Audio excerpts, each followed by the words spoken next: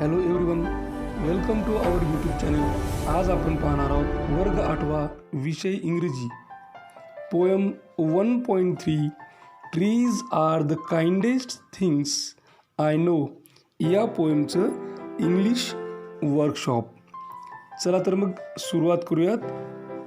पहिली ॲक्टिव्हिटी आहे pick from the poem words that rhyme with the following words. खाली काही शब्द दिलेले आहेत. या शब्दांना राईम करणारे यमक साधणारे शब्द आपल्याला कवितेमधून शोधून लिहायचे. तर पहिला शब्द देण्यात आलेला आहे फन. फनसाठी रायमिंग वर्ड्स आहेत या पोएममध्ये burn, sun, begun. Second word is know. The rhyming words for no is no, grow. Third, now. Rhyming words cow, bow. Fourth, sight. Rhyming words light, night. Fifth word is fly. Rhyming words are sky, lullaby. यानंतर second activity pick from the poem lines that create a picture in your mind. कवितेमधून आपल्याला अशा ओळी शोधून लिहायच्या आहेत ज्या आपल्या माइंडमध्ये एक पिक्चर, एक चित्र निर्माण करतात. एक उदाहरण आपल्याला देण्यात आलेलं आहे. A and in the spring new birds of green. या ओळीच्या माध्यमातून आपल्यासमोर स्प्रिंग ऋतूचं चित्र निर्माण होते. नवनवीन हिरव्या कळ्या निर्माण झालेल्या आहेत, आलेल्या आहेत. हे आपल्याला आपल्या या लाईनमधून कळते. या ओळीतून हे चित्र आपल्या मनात, आपल्या माइंडमध्ये तयार होते. आता बाकीच्या ओळी आपण पाहू. तर त्यामध्ये एक आहे They are the first when days begin to touch the beams of morning sun. Second, they are the last to hold the light when evening changes into night. त्यानंतरची ओळ आहे and spread a shade for sleepy cows. Last line and leaves to burn on Halloween. Third activity, the poet refers to trees as the kindest things. की या ठिकाणी कवीने झाडांना उद्देशून kindest trees असं म्हटलेले आहे. From the poem pick out 5 facts which prove the kindness of trees towards others. की आता या कवितेमधून आपल्याला अशा 5 फॅक्ट निवडायचे, अशा 5 वस्तुस्थिती निवडायचे ज्या असं सिद्ध करतात. काय सिद्ध करतात तर झाडांचं इतरांप्रती असलेलं जे काही दयाळूपणा आहे ते सिद्ध करणाऱ्या 5 फॅक्ट आपल्याला या ठिकाणी लिहायचे आहेत. And the answer is first, trees spread a shade for sleepy cows. Second, trees give fruits. Third, birds gather on their boughs. Fourth, trees give wood to build houses. And fifth, trees give leaves to burn on Halloween. Then fourth activity, find words that describe the following. खालील शब्दांचं वर्णन करणारे शब्द आपल्याला लिहायचे आहेत. म्हणजेच थोडक्यात काय तर आपल्याला डिस्क्रायबिंग वर्ड्स या ठिकाणी लिहायचे आहेत. तर पहिला शब्द आपल्याला देण्यात आलेला आहे काऊज. मग काऊजला डिस्क्राईब करणारा वर्ड कोणता तर sleepy cows. Second word is given new birds. In describing word green, green new birds. Third is sun, morning sun. Fourth, lullaby or lullaby, describing word drowsy lullaby. Fifth trees, त्याला describe करणारा शब्द आहे kindest trees. यानंतर पाचवी activity, pick out lines that mean the following. खालील अर्थ असलेल्या ओळी आपल्याला कवितेमधून शोधायच्या आहेत. तर पहिला आहे trees provide shelter for animals. अशा अर्थाची ओळ आपल्याला कवितेमधून शोधायची आहे आणि ती ओळ आहे and spread a shade for sleepy cows. Second meaning is given, trees provide food for all. अशा अर्थाची ओळ तर ती आहे they give us fruit in leaves above. तिसरी आहे ट्रीज आर मोस्ट लवेबल. या अर्थाची कवितेतील ओळ आहे trees are the kindest things I know. Fourth line is kids love to listen to songs from trees. आणि या आशयाची कवितेमधली ओळ आहे they hum a drowsy lullaby of sleepy children long ago. पाचवा आहे trees live a simple life. असा अर्थ असणारी ओळ कवितेमधली कोणती आहे तर ती ओळ आहे they do not harm they simply grow. Sixth activity, think and write in your own words. विचार करा आणि तुमच्या शब्दात लिहा. तर पहिला क्वेश्चन आपल्याला देण्यात आलेला आहे what living things can cause harm to one another, name any 5. की कोणत्या अशा सजीव वस्तू आहेत ज्या एकमेकांना हानी पोचवू शकतात. तर अशा 5 ज्या काही गोष्टी आहेत, वस्तू आहेत, सजीव आहेत, त्यांचे नावं आपल्याला या ठिकाणी लिहायचे आहेत. Answer, living things that can harm another that are first human being to human being. म्हणजे मानव हा मानवाला हानी पोचवू शकतो. Second, human being to animals, माणूस हा इतर प्राण्यांना इजा पोचवू शकतो. Third, animals and birds to human being, ही प्राणी आणि पक्षी माणसाला हानी पोचवू शकतात. Fourth, birds to germs and insects, जे काही पक्षी आहेत ते जीवजंतू, कीटक यांना हानी पोचवू शकतात. Fifth, human being to trees, की मानव हा झाडांना हानी पोचवू शकतो. तर या 5 गोष्टी आहेत ज्या एकमेकांना हानी पोचवू शकतात. Second, why are trees called harmless, की झाडांना हार्मलेस म्हणजे निरुपद्रवी, कोणालाही इजा न करणारा असं का म्हटलेलं आहे, असं का संबोधलेलं आहे.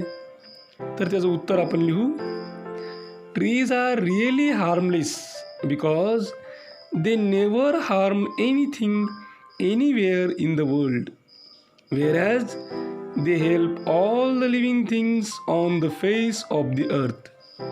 They maintain the balance of the nature. They keep the environment clean and pure. They are very helpful to the earth and the living beings on the earth. So they are really helpful and harmless. तीसरा question आहे, Halloween is a festival celebrated in many western countries on 31st October. की Halloween हा बऱ्याचशा western कंट्रीमध्ये म्हणजे पश्चिमी देशांमध्ये 31 ऑक्टोबरच्या दिवशी साजरा करण्यात येणारा सण आहे. What is the season there, मग त्या ठिकाणी कोणता ऋतू असतो त्यावेळेस. Why do you think is there a need to burn leaves on Halloween, मग हॅलोवीनच्या प्रित्यर्थ त्याच्या अनुषंगाने त्या दिवशी झाडांची पाने का बरं जळत असतील, अशी काय आवश्यकता असते, याचं उत्तर आपल्याला घ्यायचं आहे. Answer, the season autumn in western countries is during October. I think there is a need to burn leaves on Halloween to make fire and to ward off evil spirits from their life. Fourth, they are the last to hold the light when evening changes into night. अशी एक ओळ आपल्याला देण्यात आलेली आहे. Which part of the day is referred to in above lines? वर दिलेली जी ओळ आहे, या ओळीमध्ये दिवसाचा कोणता भाग वर्णन करण्यात आलेला आहे, कोणत्या भागाचा संदर्भ देण्यात आलेला आहे. Which part of the trees hold the last light of the day, की झाडाचा कोणता भाग हा अंतिम म्हणजे शेवटचा प्रकाश पकडतो किंवा धारण करतो, ते सुद्धा आपल्याला या ठिकाणी लिहायचे. And the answer, the period between day and night evening is referred to in the above lines. The birds of tree hold the last light of the day. Seventh activity, search for a short poem about trees in your mother tongue. की तुमच्या मातृभाषेत झाडांबद्दल एखादी कविता शोधायची आहे. Write it in your notebook and translate any 2 stanzas from the poem into English. ती कविता तुम्ही तुमच्या नोटबुकमध्ये वहीमध्ये लिहून घ्यायची आणि त्यामधले 2 कोणतेही कडवे हे आपल्याला इंग्लिशमध्ये त्याचं ट्रान्सलेशन करायचं आहे. तर विद्यार्थी आपापल्या परीनं झाडांवर कविता लिहू शकतात. आपल्या मराठी भाषेत ती कविता लिहायची आणि जर तुमची कविता समजा 3 ते 4 कडव्यांची किंवा 5 कडव्यांची असेल तर त्यापैकी 2 कडव्यांचं आपल्याला काय करायचं आहे, ट्रान्सलेशन करायचं आहे इंग्लिशमध्ये. तर या ठिकाणी एक कविता मी तुम्हाला उदाहरणादाखल देतो आणि त्याचं 2 कडव्यांचं ट्रान्सलेशनसुद्धा करून देतो. तर ती कविता आहे मुक्त निवारा. असतो जर मी तरू तर मी पाहिले असते, गाणारे एक पाखरू माझ्या फांदीवरती. मला भावली असती चपळ छोटी खारू, खाली वर भोवताली धावणारी तुरुतुरू. मला भावला असता छावा, अस्वलाचा करण्यास धावा, आणि एक मोठी साळू आणि एक छोटा बेडूक. रातकिडा एक माझ्या निवारा, नजरे आड असणारा, माझ्या एका पानासाठी रात्रीचे गीत गाण्यासाठी. आणि एक उंदीर खाली माझ्या मुलांशी, घरट्यात पौडलेला आपल्या 6 पिलांशी. तर ही अशा पद्धतीची एक मराठी पोएम. आता आपल्याला काय सांगितलेलं आहे की यामधले 2 कडवे म्हणजे पूर्ण कविता ट्रान्सलेट करायची सांगितलेली नाही आहे, फक्त 2च कडवे आपल्याला इंग्लिशमध्ये ट्रान्सलेशन करायला सांगितले आहेत. मग आपण काय करू, पहिले 2 कडवे ट्रान्सलेट करू आणि त्याचं ट्रान्सलेशन पहिले टायटल ट्रान्सलेट करू, मुक्त निवारा म्हणजेच ओपन हाऊस. आणि आता पहिले 2 कडवे. तर पहिल्या कडव्याचं ट्रान्सलेशन आहे, if I were a tree I'd want to see a bird with a song on a branch of me. हे झालं पहिल्या कडव्याचं ट्रान्सलेशन. दुसऱ्या कडव्याचं ट्रान्सलेशन आहे, I'd want a quick little squirrel to run up and down and round for fun. आपल्याला पूर्ण कवितेचंसुद्धा translation या ठिकाणी करता आलं असतं, पण आपण पूर्ण कवितेचं आपल्याला विचारलेलं नाही आहे, त्यामुळे परीक्षेत जेवढं विचारलं तेवढंच आपण लिहित असतो. 8th activity, your neighbour is having a huge old banyan tree chop down to make space for another construction. की तुमचा जो काही शेजारी आहे त्या शेजाऱ्याने एक दुसरं बांधकाम करण्यासाठी तिथं असलेलं एक जुनं असं वडाचं झाड काय केलेलं आहे, तोडून टाकलेलं आहे. Write and imaginary conversation between you and your neighbour. की एक काल्पनिक अशा पद्धतीचं कन्व्हर्सेशन म्हणजे संभाषण लिहायचं तुमच्यात आणि तुमच्या शेजाऱ्यामध्ये. Trying to stop him from having it cut down.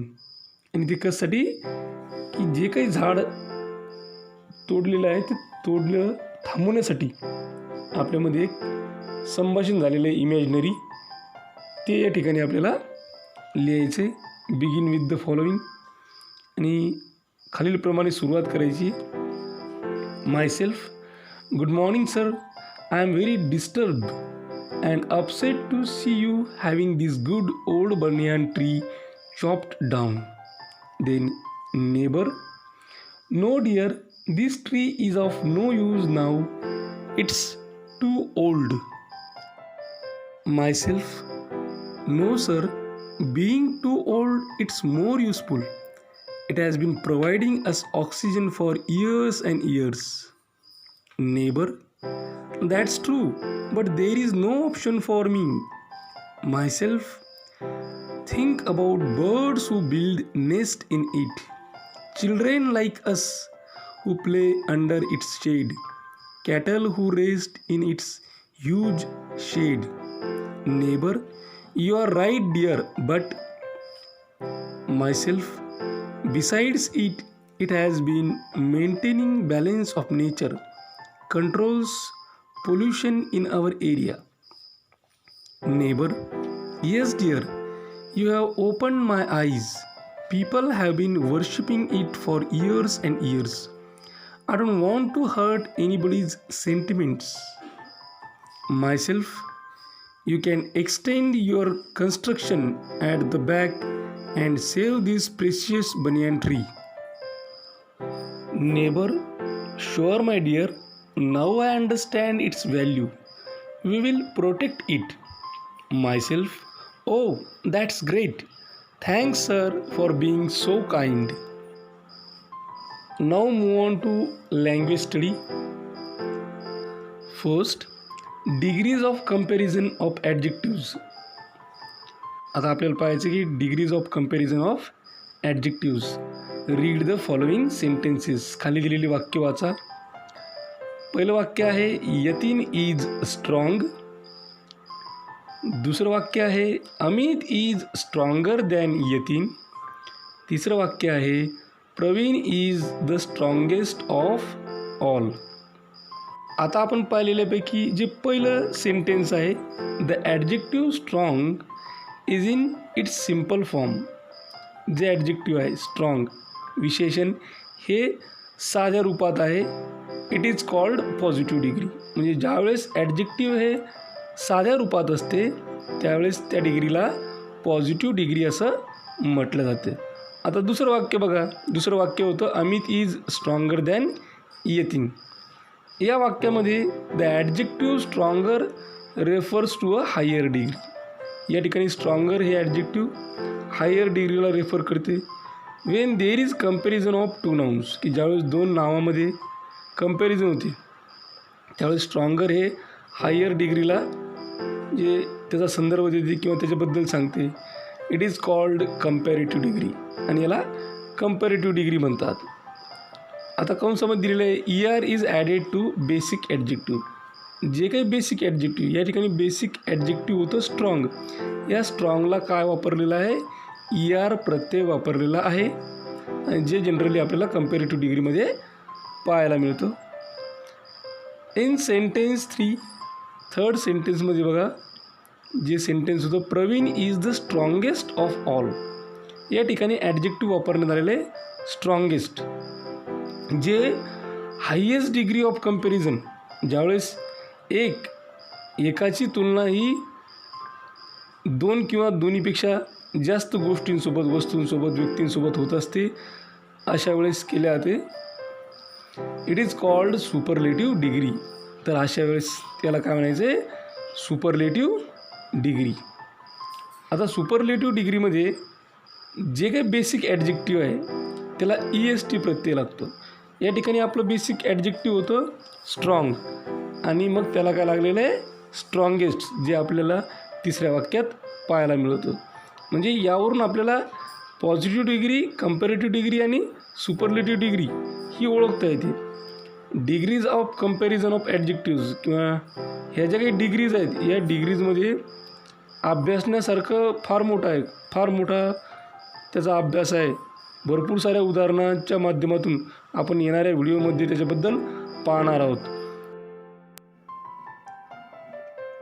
त्यानंतरची ॲक्टिव्हिटी आहे fill in the gap in the table of degree of comparison. खाली डिग्रीज ऑफ कम्पॅरिझनचा एक टेबल दिलेला आहे आणि त्यामध्ये ज्या ब्लँक स्पेसेस आहे, जो गॅप आहे तो आपल्याला भरून काढायचा आहे. तर सर्वात प्रथम सिरियल नंबरचा एक कॉलम आहे, त्यानंतरचा कॉलम आहे पॉझिटिव्ह डिग्रीचा, त्यानंतरचा कम्पॅरेटिव्ह डिग्रीचा आणि त्यानंतर सुपरलेटिव्ह डिग्रीचा. तर पहिला जो वर्ड आहे तो सुपरलेटिव्ह डिग्रीमध्ये आपल्याला देण्यात आलेला आहे काइंडेस्ट. तर आपल्याला माहिती आहे काइंडला EST प्रत्यय लावलेला आहे सुपरलेटिव्ह डिग्री. मग त्याला लिहित असताना आपल्याला 3 फॉर्म आहेत, काइंड, काइंडर, काइंडेस्ट. पॉझिटिव्हमध्ये लिहावं लागेल आपल्याला काइंड, कम्पॅरेटिव्हमध्ये काइंडर आणि सुपरलेटिव्हमध्ये ऑलरेडी काइंडेस्ट देण्यात आलेला आहे. दुसरा जो वर्ड आहे तो कम्पॅरेटिव्ह डिग्रीमध्ये देण्यात आलेला आहे हेल्दियर. मग हेल्दियर जर कम्पॅरेटिव्ह डिग्रीमध्ये आहे तर पॉझिटिव्ह आणि सुपरलेटिव्हमध्ये काय, तर पॉझिटिव्हमध्ये येईल हेल्दी, कम्पॅरेटिव्हमध्ये ऑलरेडी हेल्दियर दिलेला आहे आणि सुपरलेटिव्हमध्ये येईल हेल्दिएस्ट. तिसरा शब्द दिलेला आहे पॉझिटिव्ह डिग्रीमध्ये नियर. तर कम्पॅरेटिव्हमध्ये होईल नियरर आणि सुपरलेटिव्हमध्ये होईल नियरेस्ट. चौथा शब्द कम्पॅरेटिव्हमध्ये देण्यात आलेला आहे फायनर. तर पॉझिटिव्ह डिग्रीमध्ये होईल फाईन, कम्पॅरेटिव्हमध्ये ऑलरेडी फायनर दिलेलाच आहे आणि सुपरलेटिव्ह डिग्रीमध्ये तो होईल फायनेस्ट. पाचवा वर्ड आहे जो सुपरलेटिव्हमध्ये देण्यात आलेला आहे ऑलरेडी अर्लीएस्ट. तर आपण पाहतो की पॉझिटिव्हमध्ये अर्ली, कम्पॅरेटिव्हमध्ये अर्लियर, अर्लीएस्ट. सिक्स्थ वर्ड पॉझिटिव्हमध्ये देण्यात आलेलं आहे स्मॉल, ज्याचं कम्पॅरेटिव्हमध्ये होतं स्मॉलर आणि सुपरलेटिव्हमध्ये त्याचं होतं स्मॉलेस्ट. सातवा वर्ड आहे जो फास्टर आहे कम्पॅरेटिव्हमध्ये, तर पॉझिटिव्हमध्ये त्याचा होईल फास्ट, फास्टर आणि सुपरलेटिव्हमध्ये फास्टेस्ट. आठवा वर्ड आहे पॉझिटिव्हमध्ये हाय, कम्पॅरेटिव्हमध्ये त्याचं होईल हायर आणि सुपरलेटिव्हमध्ये हायेस्ट. सेकंड ॲक्टिव्हिटी आहे adjectives which have more than 2 syllables. Long words take more and most before them to form comparative and superlative degrees. की ज्या विशेषणांना 2 किंवा 2पेक्षा जास्त शब्दावयव, ज्याला सिलेबस आपण असं म्हणतो, अशा विशेषणांच्या अगोदर कम्पॅरेटिव्ह डिग्रीमध्ये मोर आणि सुपरलेटिव्ह डिग्रीमध्ये मोस्टचा वापर केला जातो. याचे एक्झाम्पल बघा, जर पॉझिटिव्ह डिग्रीमध्ये सक्सेसफुल असेल तर कम्पॅरेटिव्ह डिग्रीमध्ये मोर सक्सेसफुल आणि सुपरलेटिव्ह डिग्रीजमध्ये मोस्ट सक्सेसफुल.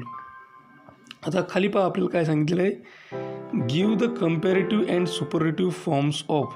खाली दिलेल्या शब्दांचे कम्पॅरेटिव्ह फॉर्म आणि सुपरलेटिव्ह फॉर्म आपल्याला लिहायचे आहेत.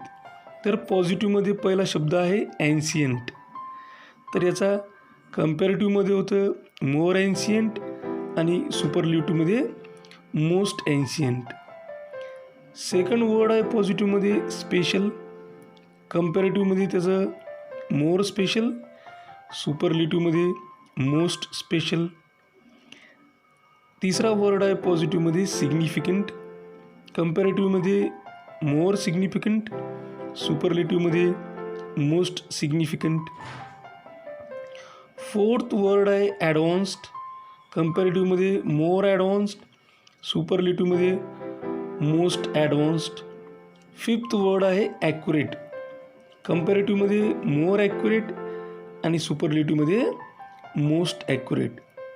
त्यानंतरची थर्ड ॲक्टिव्हिटी आहे लँग्वेज स्टडीमध्ये, when in a line of poem human characteristics are given to something non human the figure of speech used is पर्सॉनिफिकेशन. की एखाद्या कवितेच्या ओळीमध्ये ज्यावेळेस नॉन ह्युमन गोष्टींना ह्युमन कॅरेक्टरिस्टिक दिल्या जातात, अशा वेळेस तो फिगर ऑफ स्पीच असतो पर्सॉनिफिकेशन, ज्याला आपण मराठीमध्ये चेतना गुणोक्ती अलंकार असं म्हणतो. For example humming trees. आता ह्युमिंग ही ॲक्च्युली गुणगुणणे ही क्वालिटी ह्युमन बिईंगची आहे, जी ट्रीजला या ठिकाणी दिलेली, म्हणून पर्सॉनिफिकेशन तयार होईल. त्यानंतर रनिंग रिव्हर. रनिंग कोण करत असतं? एकतर स्त्री किंवा पुरुष रनिंग करतो. या ठिकाणी रिव्हरला रनिंग करताना दाखवलं आहे, पर्सॉनिफिकेशन. Then smiling flowers. जे व्यक्ती असतात ते स्माईल करतात, या ठिकाणी फ्लावर्सला स्माईल करताना दाखवलेलं आहे, म्हणून पर्सॉनिफिकेशन. खाली आपल्याला सांगितलेलं आहे find the examples of पर्सॉनिफिकेशन from the poem. या कवितेमधून आपल्याला काय करायचं सांगितलेलं आहे? पर्सॉनिफिकेशन म्हणजे चेतना गुणोक्ती अलंकाराचे उदाहरणं शोधून लिहायचेत. आणि आन्सर आहे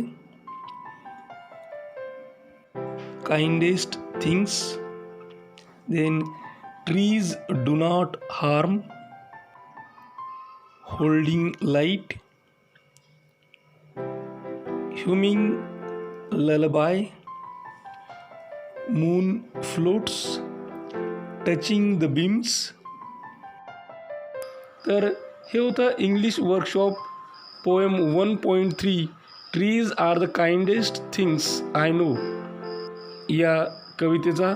अशाच प्रकारचे नवनवीन व्हिडिओ पाहण्यासाठी या चॅनलला सबस्क्राईब करा.